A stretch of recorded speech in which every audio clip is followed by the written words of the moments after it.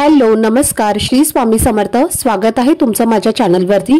आजचा दिवस तुमच्यासाठी आनंददायी, सुखकारक आणि समाधानदायक जावो हीच मी स्वामींच्या चरणी प्रार्थना करते आणि आजच्या या नवीन व्हिडिओला सुरुवात करते। पण त्या अगोदर तुम्ही माझ्या चॅनलवरती जर नवीन असाल तर चॅनलला पण लगेच सबस्क्राइब करा आणि कमेंटमध्ये श्री स्वामी समर्थ लिहायला अजिबात विसरू नका। आपल्या हिंदू धर्मात पितृपक्षाचं खूप महत्त्व आहे। तर या काळात पितरांसाठी श्राद्ध करण्याची एक परंपरा आहे। असं मानलं जातं की पितृपक्षाच्या 15 दिवसांच्या काळात आपले पूर्वज पृथ्वीवर येतात आणि आपल्या वंशजांकडून त्यांच्या तारखांची पूजा केली जाते। या काळात श्राद्ध केल्याने पितरांचे आशीर्वाद मिळतात आणि घरामध्ये सुख शांती येते। दरवर्षी पितृपक्ष भाद्रपद महिन्याच्या पौर्णिमेपासून सुरू होतो आणि अमावस्येपर्यंत तो चालत असतो। तर यावर्षी 2025 मध्ये पितृपक्षाची सुरुवात 7 सप्टेंबर पासून होईल आणि तो 21 सप्टेंबरला समाप्त होईल। या सर्व दिवशी वेगवेगळ्या तारखांना श्राद्ध केले जाते। जर तुम्हाला श्राद्ध आणि तर्पणाच्या तारखा पाहायच्या असतील तर त्या पाहून तुम्ही आपल्या पूर्वजांसाठी योग्य ते श्राद्ध विधी करू शकता।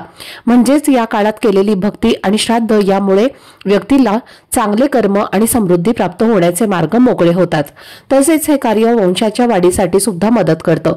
श्राद्ध या शब्दाचा अर्थ भक्तिपूर्वक केलेले कर्म आहे आणि या काळात सर्व कर्म भक्ती, नियम आणि निष्ठेने पितृपक्षात अभिजित मुहूर्तावर श्राद्ध करणं विशेष फलदायी मानलं जातं, कारण हा काळ पूर्वजांच्या आत्म्यांच्या शांतीसाठी सर्वोत्तम मानला जातो। जर आपण या काळात आपल्या पूर्वजांच्या नावाने तर्पण अर्पण केलं आणि घराच्या दक्षिण दिशेला दिवा लावला तर जीवनात कल्याण होऊन पूर्वजांचे आशीर्वाद आपल्याला प्राप्त होतात। पितृपक्षात दान करणं देखील खूप महत्त्वाचं आहे। भक्तिपूर्वक केलेली प्रत्येक क्रिया न केवळ आपल्या पूर्वजांना संतुष्ट करते तर त्या क्रियेमुळे आपल्या जीवनामध्ये सकारात्मक ऊर्जा, आनंद आणि शांती येते। यावेळी तर्पण आणि इतर धार्मिक कार्य विशेष फलदायी मानली जातात। म्हणूनच पितृपक्ष चालू असताना आपल्याला काही उपाय करणं अत्यंत महत्त्वाचं आहे। एक प्रभावी उपाय म्हणून पितृपक्षाच्या काळात घराच्या समोर कावळ्याला खाण्यासाठी काहीतरी ठेवण्याची परंपरा आहे। त्यामुळे आपले पूर्वज तृप्त होऊन आपल्याला भरभरून आशीर्वाद देतात आणि घरातली नकारात्मक ऊर्जा दूर होऊन घरात आनंद आणि समृद्धी येते। घरातील सदस्यांची प्रगती आणि सफलता सुनिश्चित होते आणि कोणतीही अडचण घराच्या प्रगतीला थांबवू शकत नाही। आजच्या व्हिडिओमध्ये तुम्हाला मी एक खास उपाय सांगणार आहे जो पितृपक्षात करणे अत्यंत फलदायी ठरते। त्यामुळे हा व्हिडिओ पूर्ण पहा, स्किप न करता संपूर्ण व्हिडिओ पाहत राहा जेणेकरून तुमच्यापर्यंत योग्य ती माहिती पोहोचेल। आणि तुम्ही माझ्या चॅनलवरती जर नवीन असाल तर चॅनलला पण लगेच सबस्क्राइब करा आणि बेल आयकॉनला पण प्रेस करा, म्हणजे मी जेव्हा कधीही नवीन व्हिडिओज अपलोड करेन त्याचं नोटिफिकेशन सर्वात आधी तुम्हाला मिळेल आणि तुमचा एकही व्हिडिओ हा मिस होणार नाही। कावळ्याला पितरांचे प्रतीक मानले जाते, कारण असे मानले जाते की पितरांचा आत्मा कावळ्याच्या रूपात पृथ्वीवर येतो आणि आपल्या वंशजांकडून भोजन आणि पूजा स्वीकारतो।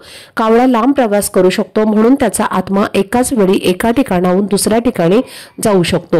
याच कारणामुळे पितृपक्षात कावळ्याला भोजन देणे खूप महत्त्वाचे मानले जाते। धार्मिक श्रद्धेनुसार माणसाच्या मृत्यूनंतर त्याचा जन्म कावळ्याच्या योनीत होतो अशी एक मान्यता आहे। पौराणिक कथेप्रमाणे इंद्राचा पुत्र जयंत याने सर्वप्रथम कावळ्याचे रूप धारण केले होते। जयंताने सीतेला जखमी केले आणि सीतेने त्याला की तू अशुभ मानला जातोस आणि तुला कोणी स्पर्श करणार नाही। श्रीरामचंद्राने त्यांच्या तक्रारीनंतर त्याला शाप दिला तेव्हा श्रीरामाने एक दर्भाची काडी फेकून कावळ्याला मारले आणि त्या काडीने कावळ्याचा एका डोळ्याचा वेध घेतला, त्यामुळे त्याला एकाक्ष हे नाव पडले। त्यानंतर जयंताने आपल्या कृत्याबद्दल श्रीरामाची माफी मागितली आणि श्रीरामाने त्याला उशाप दिला। त्यांनी सांगितलं की माणसाच्या मृत्यूनंतर त्याच्या पिंडाला स्पर्श केल्यावर त्याचा आत्मा मुक्त होत नाही। त्यानंतर कावळ्याला पितरांचं दूत मानलं गेलं। कावळ्याला भविष्य घडवण्याचा ताकद असल्याचंही म्हटलं जातं आणि जेव्हा कावळा सकाळी ओरडतो तेव्हा असं म्हटलं जातं की त्याचे ओरडणे म्हणजे पाहुण्यांचं आगमन होणार आहे। पितृपक्षात कावळ्याला भोजन देणे विशेष महत्त्वाचे मानले जाते, कारण कावळ्याला भोजन देऊन आपण आपल्या पितरांना आशीर्वाद देतो। त्याचप्रमाणे गाय आणि कुत्र्याला देखील भोजन देणं अत्यंत शुभ मानलं जातं। गायीला भोजन दिल्यामुळे पितरांचे आशीर्वाद मिळतात आणि घरामध्ये सुख, शांती, समृद्धी टिकून राहते। जर तुम्ही कुत्र्याला भोजन दिलं तर पितरांच्या आत्म्याला शांती मिळते आणि घरामध्ये सुख, समृद्धी आणि वृद्धी टिकून राहते। त्याचप्रमाणे जर तुम्ही कावळ्याला भोजन दिलं तर तुमच्या पितरांचा आत्मा तृप्त होतो आणि तुमच्यावर भरभरून असे आशीर्वाद ते देत असतात आणि घराची भरभराट होते। पितृपक्षात कावळ्याला भोजन देणं अत्यंत महत्त्वाचं आहे, त्यामुळे हा उपाय तुम्हाला जरूर करायचा आहे। पितृपक्ष संपण्यापूर्वी हा उपाय केला तर त्याचा निश्चित तुम्हाला फायदा होईल। जेव्हा आपल्या घरावर किंवा आपल्यावर पितृदोष असतो तेव्हा आपण कोणत्याही कामामध्ये यश मिळवू शकत नाही। घरामध्ये सतत अडचणी आणि समस्यांचा सामना करावा लागतो। घरात सुख, शांती आणि समृद्धी टिकत नाही आणि पती पत्नीमध्ये तणाव, भांडण, वादविवाद सुरू राहतात। कोणतेही काम सुरू करा पण त्यात यश मिळत नाही। त्याचबरोबर घरात लक्ष्मी सुद्धा टिकत नाही। आलेला पैसा कुठे ना कुठे खर्च होऊन जातो आणि हे सर्व दोष, दुःख, दारिद्र्य आणि अडचणी कमी करण्यासाठी हा उपाय खूप प्रभावी ठरू शकतो। जर तुमच्या घरात प्रगती थांबलेली असेल, जीवनात सतत अडचणी आणि घरातली लक्ष्मी साथ सोडून गेलेली असेल तर या उपायामुळे तुम्हाला निश्चित आराम आणि सुधारणा दिसू शकते। मात्र कोणत्याही उपायाला भक्तीने आणि श्रद्धेने करणं हे सुद्धा अत्यंत महत्त्वाचं आहे। आता हा उपाय कसा करायचा हे आपण आता पाहूयात।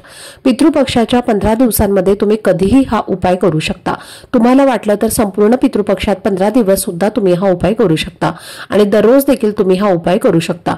पण या उपायाच्या दरम्यान एक गोष्ट लक्षात ठेवायची आहे, ज्या दिवशी तुम्ही हा उपाय करणार आहे त्या दिवशी घरामध्ये सूतक किंवा पिरियड्स नकोत, याचा तुम्हाला खास विशेष काळजी घ्यायची आहे। घरातील महिला किंवा पुरुष कोणीही हा उपाय करू शकतो, त्यात काही अडचण नाही। आता सर्वप्रथम तुम्हाला थोडे तांदूळ घ्यायचे आहेत आणि त्यातल्या तांदळातून तुम्ही भात शिजवून घ्यायचा आहे। पण लक्षात ठेवा, भात शिजवताना त्यात मीठ टाकायचं नाही। साधा अळणी भात तुम्हाला शिजवायचा आहे आणि नंतर तुम्हाला एका प्लेटमध्ये तो भात काढून घ्यायचा आहे। त्यावरती थोडंसं दही आणि थोडेसे काळे तीळ तुम्हाला घालायचे आहेत आणि ही प्लेट तुमच्या हातात घ्यायची आहे आणि त्यानंतर घरातील प्रत्येक भागामध्ये हॉल, किचन, बेडरूम इत्यादी सगळीकडे तुम्हाला ही दही भाताची प्लेट जी आहे तर ती फिरवून तिचा स्पर्श प्रत्येक भिंतीला करायचा आहे। घराचा मुख्य दरवाजा त्यामध्ये समाविष्ट करायचा आहे। त्यानंतर तुमच्या घराच्या बाहेर जिथे पक्षी येतात अशा ठिकाणी हा दहीभात तुम्हाला ठेवायचा आहे। मग ते बाल्कनी, टेरेस किंवा तुमच्या अंगणात जिथे कुठेही जागा असेल किंवा जिथे कुठेही पक्षी येतात तर ते तिथे खाऊ शकतात, तिथे हा दहीभात तुम्हाला ठेवायचा आहे। जितके कावळे आणि इतर पक्षी हा दहीभात खातील तितकेच तुमच्या घरातली नकारात्मक ऊर्जा आणि इडापिडा दूर होईल। या उपायामुळे तुमच्या घरामध्ये शांती येईल आणि घरातील सगळ्या अडचणी दूर होऊन सुख समृद्धी येईल।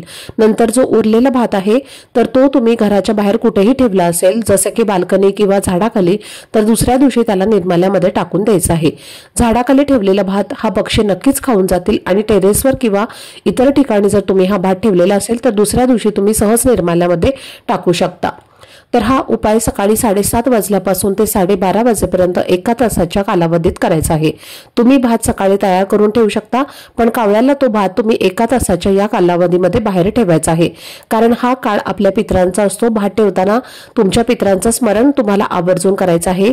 ओम पितृदेवाय नमः हा मंत्र 11 वेळेला दक्षिण दिशेला तोंड करून जप करा। अशा पद्धतीने हा उपाय करा आणि पहा, याचा तुम्हाला नक्कीच फायदा होईल। तर आजचा व्हिडिओ तुम्हाला आवडला असेल, माहितीपूर्ण वाटला असेल तर व्हिडिओला लाईक, शेअर आणि चॅनलला सबस्क्राईब नक्की करा। भेटूयात पुढच्या व्हिडिओमध्ये, तोपर्यंत सर्वांना श्री स्वामी समर्थ।